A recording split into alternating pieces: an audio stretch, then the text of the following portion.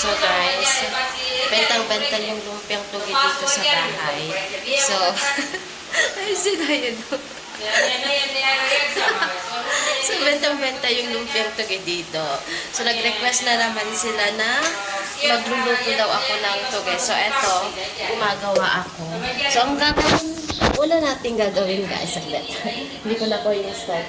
So, ang una kong gagawin guys, so, eto eto yung munggo. Ayan, nakita nyo ba? So, ito yung munggo. So, dalawang bowl yung gagawin ko. So, i-overnight lang natin siya sa tubig. Then, bukas, isilalagay na natin siya sa pulang tela. So, nag-request sila kanila. Gusto daw nila ng lumpiang tuge. Kaso nga, walang available na tuge. So, maghintay sila ng 3 days. Ay, 4 days.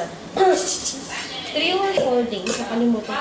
3 days, okay na. Pero mas gusto ko ng sprout. Pero kapag nagmamadali sila, 3 days. So, ibababad natin siya ng tubig. Good morning, guys. So, yung binabad natin kagabi, so, eto na siya. Then, kinuha ni Mami yung kalahati. Nagluto siya ng binaon nila. Actually, sila Mami is wala ngayon. So, pumunta sila sa tinatawag nilang Duma. So, newly built na parang attraction.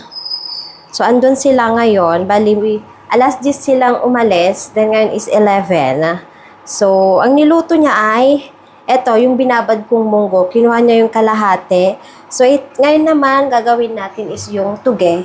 So, merong tela dito. So, malinis to ha. Ganito lang talaga yung kulay niya sa kakagamit na. So, i-strainer lang natin. Tatanggalin natin yung tubig. Ayan.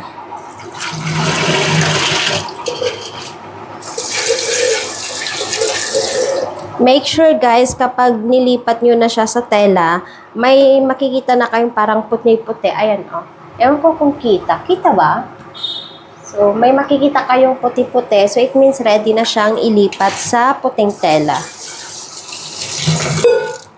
Then, sa pagtali, is wag nyo siyang higpitan kasi mag-i-sprout pa yan. So, wag natin siyang higpitan. So, kukunti na lang kasi yung kalahati is niluto ni Mami. So, mayroon akong tali dito para maisabit ko doon. Ayan, tali lang natin. Then, maglagay tayo ng allowance para pagsabitan. Ayan. So, this is first day. Then, bukas, makikita natin yung medyo result na. Ganyan lang siya, guys.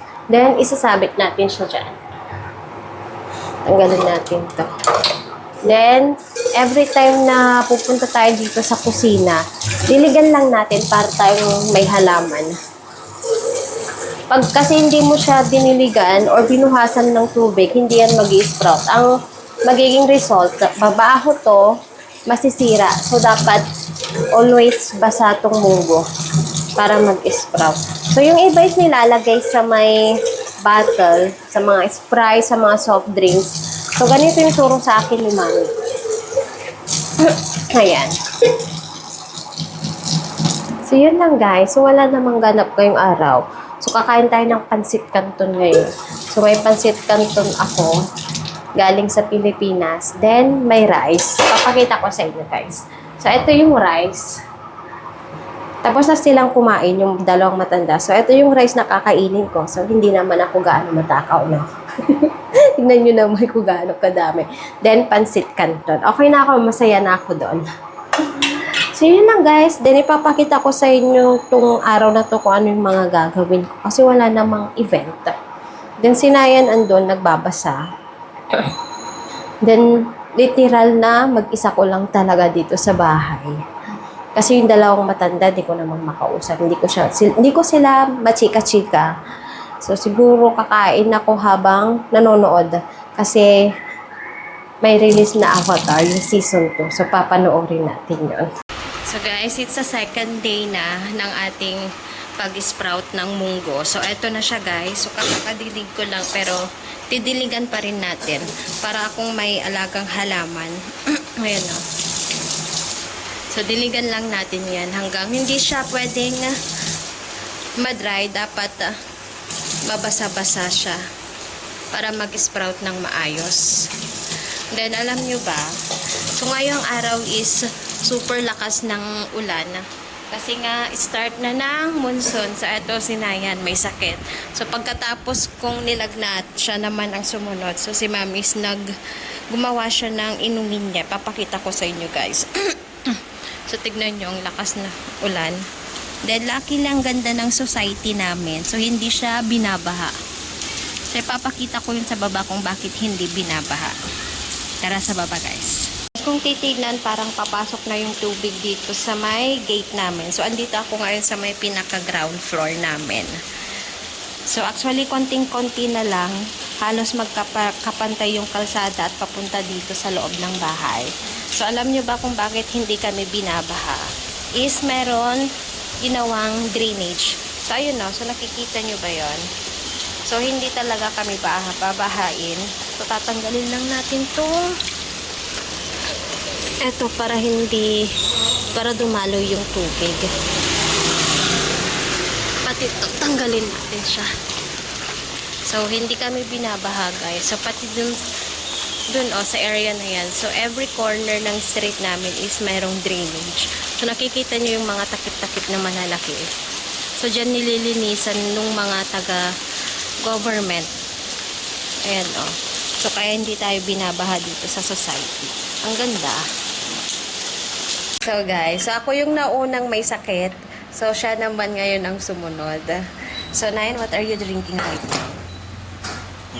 Water good. Can you explain that in English, please? In English? Turmeric powder, milk, Then, and I don't know what we call this seeds. Ajinomoto. Ajmo. Ajwain. Ajwain. So, ito ay mix, gatas, ajwain, then turmeric powder. So, kapag may sakit ka, ito yung usually na prepare ni Mami. Tapos, iinumin lang yan. Then, magiging okay ka na. Effective yan, guys. Pero, ayoko talaga yung lasa. How is the taste? So, hanggang ngayon is meron pa akong paubo-ubo. Pero, ayoko yung lasa niya, guys. So, guys, ready na itong tugay natin. So, ito na yung itsura niya. Actually, kahapon pa to ready. So, pang 4 days na niya ngayon. Hindi ko na siya nakuhanan ng video kahapon kasi super busy. So, ito na, guys. Nilagay ko lang sa ref para hindi siya masira. So, ngayon, yung iba niluto ko kahapon na ulam namin. So, Indian style yung luto. Pero ngayon is gagawa ko ng lumpiang tuge. So, ayun yung wrapper ko. Then, nakasalang na rin yun. So, guys, nagluluto ako ngayon. So, eto na lang muna yung gagawin ko. Lahat to, ilulumpiang tubi ko. So, hindi ko siya lalagyan ng bawang at saka sibuyas para mai-stock ko dun sa ref. Para magkaroon ako ng kakainin kapag gusto ko. So, madami-dami to.